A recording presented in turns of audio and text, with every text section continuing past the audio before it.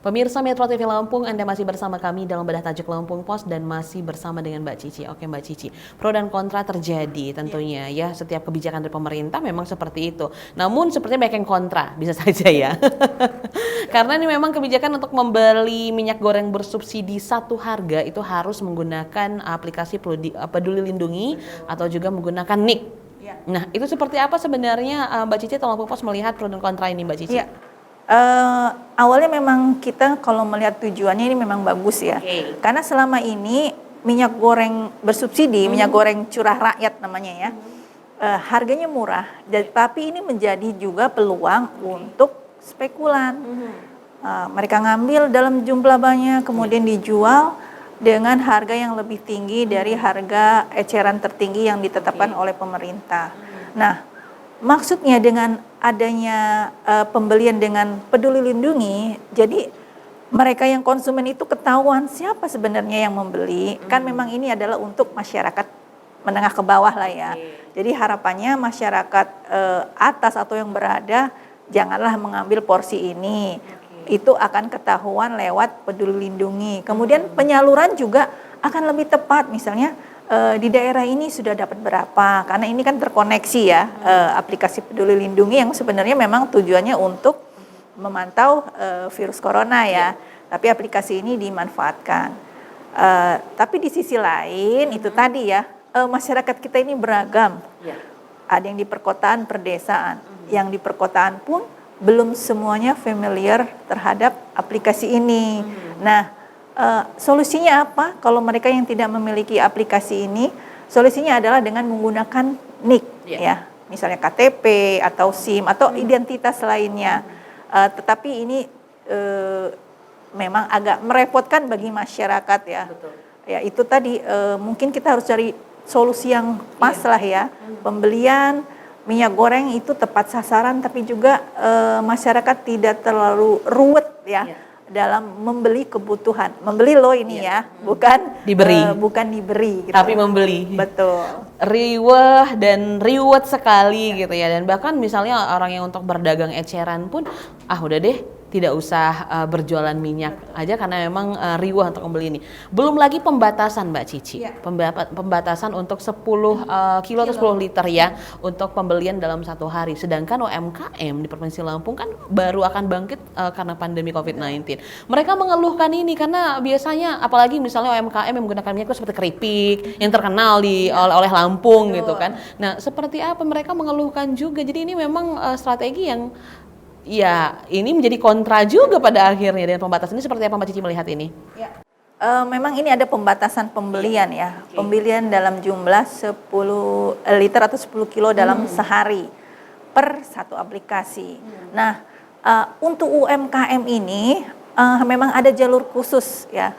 Dia bisa lewat dengan program Simira. Jadi memang ada jalurnya di Dinas Perdagangan ya yang mengelola itu.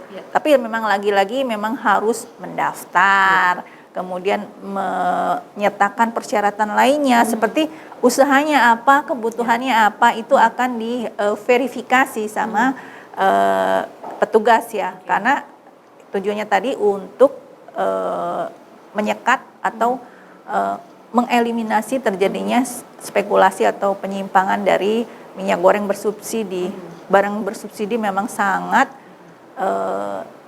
rentan ya untuk terjadi penyimpangan. Nah ini juga yang dikeluhkan oleh para pengusaha UMKM ya. Tapi juga memang kita memang mulai melakukan, kita bisa melakukannya ini dengan tertib ya kan. Masyarakat itu juga jangan ikut-ikut berspekulan gitu ya, ikut membeli, memborong banyak dalam jumlah yang banyak, akhirnya nanti terjadi stok berkurang. Alhamdulillah stok kita itu kalau kita pantau di pasaran sudah mulai agak banyak ya, ketimbang tahun-tahun lalu, beberapa waktu lalu ya, itu kosong, sudah harga tinggi kosong. Kalau sekarang sudah mulai banyak. Karena ada kebijakan 20% itu ya, kebijakan untuk ekspor itu diutamakan untuk pasar dalam negeri, maka ini mulai membanjiri. Nah, tetap harus dicari solusi, masyarakat juga kembali mulai melek, tapi juga harus ada cara-cara yang bisa masyarakat lebih aware ya, lebih memudahkan lah ya, agar keruwetan ini juga tidak dialami. Oke, anggap saja strategi ini terus berjalan seperti itu. Nah, masyarakat juga dengan keruwetannya ini mau tidak mau harus mengikuti. Bagaimana? Karena masak emang harus menggunakan minyak goreng misalnya Mbak Cici. Lalu seperti apa sosialisasi yang sudah diberikan pemerintah gitu untuk memberikan pengertian tentang strategi ini kepada masyarakat? Ya. Memang ini baru awal tanggal 27 kemarin ya. Ini program ini diluncurkan dengan pembelian dengan aplikasi Peduli Lindungi ini. Ini akan berlangsung selama 2 minggu ya. Masih sosialisasi terus. Nah, nanti penerapannya setelah sosialisasi ini. Nah, diharapkan sosialisasi ini memang benar-benar ajak, benar-benar tepat sasaran supaya masyarakat tidak gagap lagi gitu. Begitu membeli kok seperti ini gitu kan. Akhirnya memilih untuk membeli di warung yang tentu harganya lebih beda ya. Nah, akhirnya masyarakat juga tidak mendapatkan haknya gitu, harusnya mendapatkan minyak yang bersubsidi sesuai dengan HET, ini akhirnya harus membeli dengan harga tinggi. Nah, ini memang harus benar-benar ya, sosialisasi harus digencarkan, jangan lagi ada celah untuk para spekulan melakukannya. Dan pengawasan harus juga melekat. Walaupun sudah ada aplikasi, tapi pengawasan terhadap distribusi minyak goreng curah bersubsidi ini harus ada. Kita bisa melibatkan Satgas dan kepolisian. Mereka dilibatkan supaya memang benar-benar program ini tepat sasaran dan memang terjaga gitu. Nah, ini juga yang perlu diperhatikan ya. Jadi pemerintah juga selain dengan menggunakan aplikasi Peduli Lindungi juga mengajak Satgas dan pihak kepolisian dalam mengawal pendistribusian minyak goreng. Oke, berarti itu adalah solusinya. Walaupun harusnya mencari strategi lebih tepat. Yang pertama, kalaupun strategi ini berjalankan, sosialisasi harus berjalan dan juga pengawasan dari Satgas dan juga kepolisian. Itu adalah yang bisa dilakukan kalau memang strategi ini harus berjalan. Kalau tidak, dilihat 2 minggu ke depan, kalau tidak efektif, ya cari strategi lain dong. Oke.